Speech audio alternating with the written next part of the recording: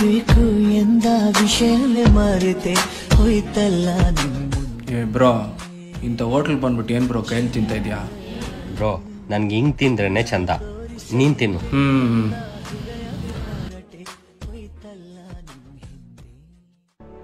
Bro ನಂಗೆ full ಆಗೈತೆ bro, ವಾಶ್ರೂಮ್ಗೆ ಹೋಗ್ಬಿಟ್ಟು ಮೌತ್ ಫ್ರೆಶ್ ಮಾಡ್ಕೊಂಬ. ಬ್ರೋ ಕುತ್ಕೋ ಬ್ರೋ, ನನ್ ಕಂಪ್ನಿ ಕೊಡೋಗ್ಲಿ. ಬೇಗ ತಿನ್ನು. ಮತ್ತೆ ಇದು ಮುಗಿಸೋದ್ರೊಳಗಡೆ ಒಂದು ಚಿಕ್ಕ ಕತೆ ಹೇಳ್ತೀನಿ, ಕೇಳ್ತೀಯಾ? ಸರಿ ಹೇಳು.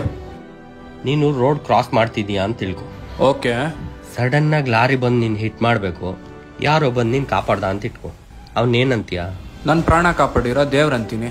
10 ದಿನ ಊಟ ಮಾಡಿಲ್ಲ ಅಂದ್ರೆ ಏನಾಗತ್ತೆ? ಸಾಯ್ತೀನಿ.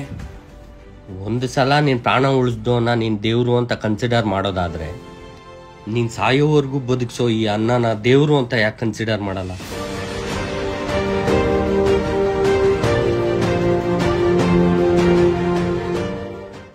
ಆಮೇಲೆ ಏನೋ ಕೇಳ್ದಲ್ಲ, ಕೈಯಲ್ಲಿ ಯಾಕೆ ತಿಂತಿದ್ಯಾ ಅಂತ. ನಾನು ಕೈಯಲ್ಲಿ ತಿನ್ನೋ ಪ್ರತಿ ಸಾರಿ ಆ ದೇವ್ರ ಪಾದ ಸ್ಪರ್ಶ ಮಾಡಿ ಊಟ ಮಾಡಿದಷ್ಟೇ ಫೀಲ್ ಆಗುತ್ತೆ. ಅದಕ್ಕೋಸ್ಕರ ಕೈಯಲ್ಲಿ ತಿಂತೀನಿ. ಅನ್ನಂ ಪರಬ್ರಹ್ಮ ಸ್ವರೂಪಂ, ತುತ್ತು ಕಾಣದ ಬಳಗ ಸುತ್ತ ನಿಂತಿರುವಾಗ ಗತ್ತು ಶ್ರೀಮಂತಿಕೆಯ ಲೋಭವೇಕೆ.